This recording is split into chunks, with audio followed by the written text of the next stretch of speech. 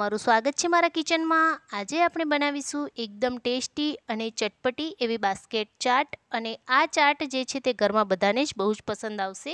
અને જો હા તમને મારી રેસીપી પસંદ આવતી હોય અને હજુ સુધી મારી ચેનલને સબસ્ક્રાઈબ ન કરી હોય તો પ્લીઝ સબસ્ક્રાઈબ કરો। તો ચાલો બનાવીએ ટેસ્ટી એવી બાસ્કેટ ચાટ।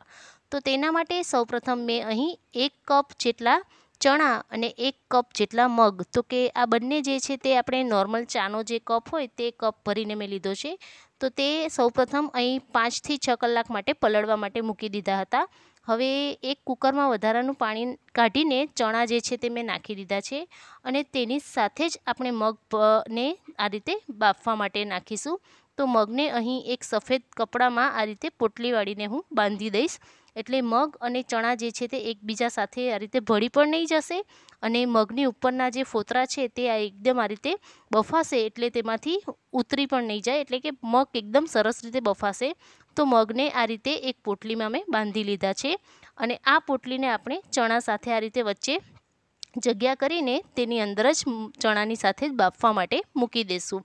અને ત્યારબાદ હવે તેમાં અહીં હું 1 થી 1.5 ગ્લાસ જેટલું પાણી નાખી દઈશ અને તેમાં અહીં અડધી ચમચી જેટલું મીઠું ઉમેરી દઈશ, એટલે બંને સાથે અહીં એકદમ સરસ રીતે ચણા અને મગ જે છે તે બફાઈ જશે અને બંને મિક્સ પણ નહીં થાય।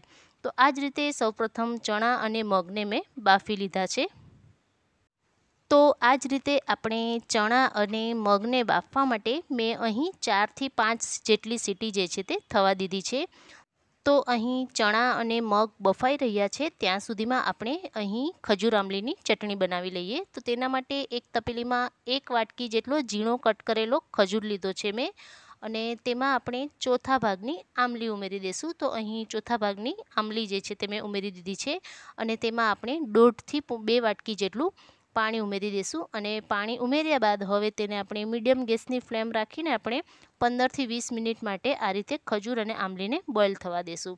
અને જ્યાં સુધી ખજૂર આમલી બફાય છે ત્યાં સુધીમાં હવે મેં અહીં એક મોટી સાઇઝનું બટેકું લીધું છે અને બટેકાની સૌપ્રથમ આપણે છાલ ઉતારી લેશું અને છાલ ઉતાર્યા બાદ હવે આપણે બટેકાને આ રીતે ઝીણા ઝીણા ટુકડાઓમાં કટ કરી લેશું। તો અહીં આપણે જે બટેકાને કટ કરીએ તે એકદમ પતલા નહીં પરંતુ નાના નાના મીડિયમ સાઇઝના ટુકડામાં કટ કરવાના છે અને આ રીતે બટેકાને કટ કર્યા બાદ હવે તેને આપણે બાફવાના છે।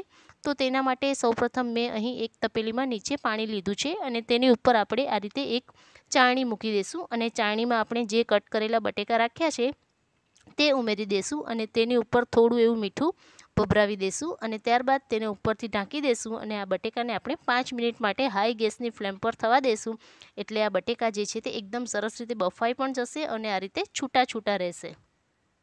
અને ત્યારબાદ હવે અહીં જે ખજૂર આમલીની ચટણી આપણે બોઇલ કરવા મૂકી છે તે પણ આ રીતે 80% જેટલી કૂક થઈ ગઈ છે।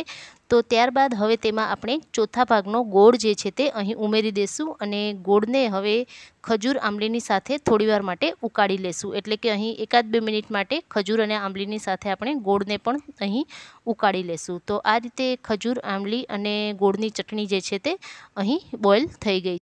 ત્યારબાદ હવે આપણે ગ્રીન ચટણી બનાવી લેશું। તો તેના માટે મિક્સર જારમાં મેં અહીં થોડા એવા લીલા ધાણા લઈ લીધા છે, 1 ઇંચ જેટલો આદુનો ટુકડો, 6 થી 7 જેટલી લસણની કળીઓ, થોડા એવા સિંગદાણા અને હવે તેમાં આપણે અડધી નાની ચમચી જેટલું મીઠું ઉમેરી દઈશું અને ત્યારબાદ હવે તેમાં 1 થી 2 ચમચી જેટલી ખાંડ ઉમેરી દઈશું અને એક મોટા લીંબુનો રસ ઉમેરી દઈશું અને ત્યારબાદ તીખું મરચું જે છે તે એક કટ કરીને ઉમેરી દઈશું અને તેને અહીં ચટણીને પીસવા માટે અહીં 1 થી 2 જેટલા બરફના ટુકડા ઉમેરી દઈશું। જો બરફના ટુકડા ન હોય તો ઠંડુ પાણી પણ તમે ઉમેરી શકો છો અને ત્યારબાદ હવે આ ચટણીને જે છે તે આપણે પીસી લઈશું અને આ રીતે ગ્રીન ચટણીને પીસ્યા બાદ હવે આપણે તેમાં એડ કરવાનું ગળ્યું દહીં બનાવી લઈએ। તો તેના માટે સૌપ્રથમ અહીં દહીં જે છે તેમાંનું વધારાનું પાણી નીકળી જાય તેના માટે મેં અહીં એક ચાળણી લીધી છે અને ચાળણીમાં આપણે ઉપર 2 થી 3 ચમચા જેટલું દહીં જે છે તે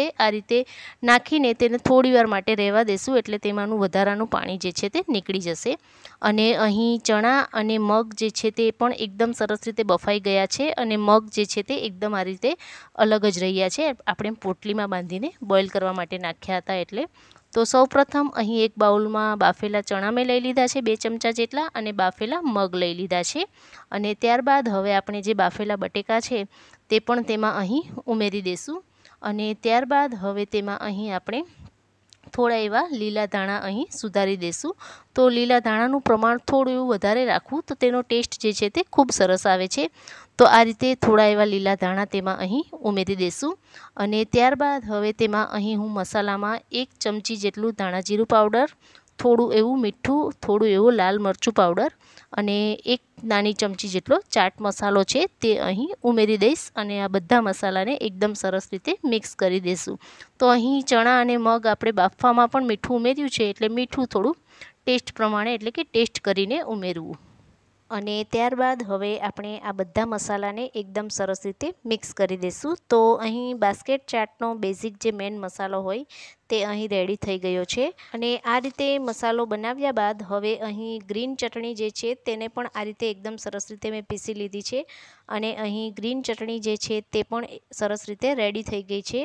અને ત્યારબાદ હવે જે દહીં મેં અહીં બાઉલમાં કાઢીને રાખ્યું હતું તે દહીંમાંથી આ રીતે આટલું વધારાનું પાણી જે છે તે નીકળી ગયું છે. તો હવે દહીંને એક બાઉલમાં આપણે લઈ લઈશું. અને ત્યારબાદ હવે તેમાં અહીં 3 થી 4 ચમચી જેટલી ખાંડ ઉમેરી દઈશું. જો અહીં તમારી પાસે ખાંડનું બૂરું હોય તો તે પણ તમે ઉમેરી શકો છો. તો આ રીતે ખાંડ ઉમેર્યા બાદ હવે દહીં સાથે તેને એકદમ સરસ રીતે મિક્સ કરી દઈશું. અને આ રીતે સરસ રીતે મિક્સ થઈ જાય ત્યારબાદ તેને થોડીવાર માટે રહેવા દઈશું, એટલે ખાંડ જે છે તે સરસ રીતે તેમાં પીગળી જાય. અને ત્યારબાદ તેમાં થોડું એવું ઉપરથી ચપટીક જેટલું મીઠું અને થોડો એવો લાલ મરચું પાવડર જે છે તે ઉમેરી દઈશું. ત્યારબાદ હવે આપણે જે ખજૂર, આમલી અને ગોળની ચટણીને જે બોઇલ કરી હતી તે પણ અહીં ઠંડી થઈ ગઈ છે. તો તેમાં આપણે 2 ચમચી જેટલો ધાણા જીરું પાવડર, અડધી ચમચી જેટલું લાલ મરચું પાવડર અને થોડું એવું મીઠું ઉમેરી દઈશું. અને થોડું એવું પાણી ઉમેરીને તેમાં આપણે બ્લેન્ડર જે છે તે ફેરવી દઈશું. અને બ્લેન્ડર ફેરવ્યા બાદ તેને આપણે જો અહીં ચટણીને ગાળવી હોય તો તમે ગાળી શકો છો, પરંતુ હું અહીં ખજૂર આમલીની ચટણીને ગાળી નથી રહી. તો આ રીતે ખજૂર આંબલીની ચટણીને પણ આપણે રેડી કરી લઈશું. અને અહીં તેમાં ઉમેરવા માટે ડુંગળી અને ટામેટાં જે છે તે મેં કટ કરી લીધા છે. તો અહીં બાસ્કેટ ચાટ બનાવવા માટે બધી વસ્તુઓ જે છે તે મેં રેડી કરી લીધી છે. તો સૌપ્રથમ આપણે જે આ રીતે રેડીમેડ બાસ્કેટ પૂરી આવે છે તે અહીં એક પ્લેટમાં લઈ લેશું. અને ત્યારબાદ હવે તેમાં સૌપ્રથમ આપણે ચણા, મગ અને બટેકાનો જે મસાલો બનાવ્યો છે તે બધી જ પૂરીમાં અહીં થોડો થોડો ઉમેરી દઈશું.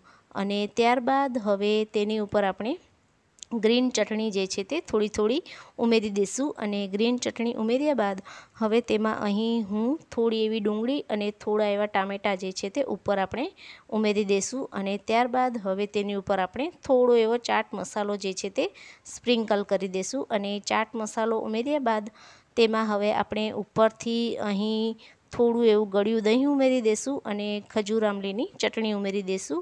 અને ત્યારબાદ તેની ઉપરથી આપણે ઝીણી સેવ જે છે તે ઉમેરી દઈશું. અને ત્યારબાદ મસાલા સિંગ ઉમેરી દઈશું અને ઉપરથી દાડમના દાણા જે છે તે ઉમેરી દઈશું. અને ત્યારબાદ થોડા એવા લીલા ધાણા ઉપરથી ઉમેરી દઈશું. તો અહીં તૈયાર છે ટેસ્ટી એવી બાસ્કેટ ચાટ. અને આ રીતે બાસ્કેટ ચાટ તમે ક્યારેય ન બનાવી હોય તો એકવાર જરૂરથી ટ્રાય કરજો, ખાવામાં ખૂબ જ ટેસ્ટી લાગે છે. તો અહીં તૈયાર છે ટેસ્ટી એવી બાસ્કેટ ચાટ. અને આ રીતે બાસ્કેટ ચાટ જો તમે ક્યારેય ન બનાવી હોય તો એકવાર જરૂરથી ટ્રાય કરજો. અને આજની આ રેસીપી જોવા બદલ તમારો ખૂબ ખૂબ આભાર. Thanks for watching.